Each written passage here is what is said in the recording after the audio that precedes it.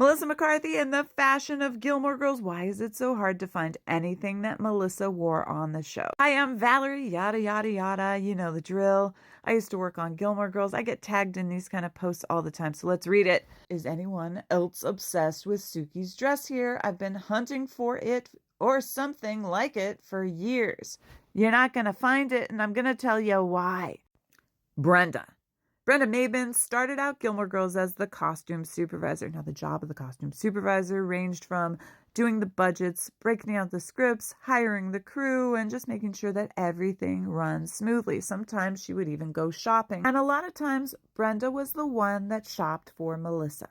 Obviously, the costume designer has the ultimate say in whatever that person wears, but Brenda was the one that made sure that that outfit ended up being what it was. Oftentimes, Brenda would buy multiple outfits, sometimes not even ever putting it on Melissa's body. And eventually, during season 4, Brenda became the costume designer. Later, she went on to design bun heads and also returned for a year in the life. Brenda, as a child, learned how to sew. She made all of her own outfits, literally, right before she had to go somewhere, she'd be like, I'm going to sew an outfit for that. And that's the way Brenda's mind worked. Instead of just buying things from stores that had Melissa's size, which there really wasn't that many cute things out there, especially at that time, Brenda would go to any store and find whatever she loved.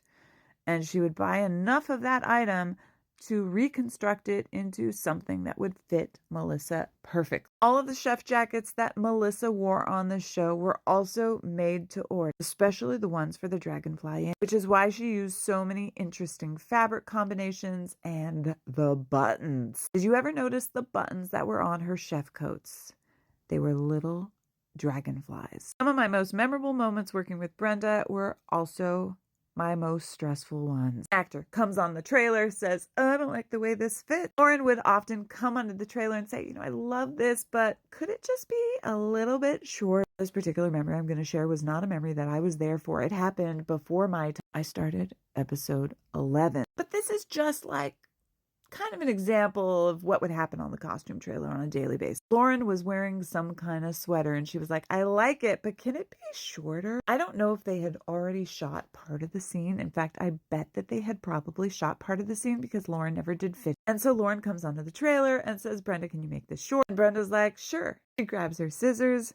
She starts cutting the sweater and it shrunk. Right before her eyes, it just went, whoop. She started freaking out, but internally Brenda was like, it's okay. Anytime Brenda cut something, she would always say, no guts, no glory. As far as my favorite moments with Brenda involved that phrase, no guts, no glory. And believe me, it was a wild ride working on the set of Gilmore Girls.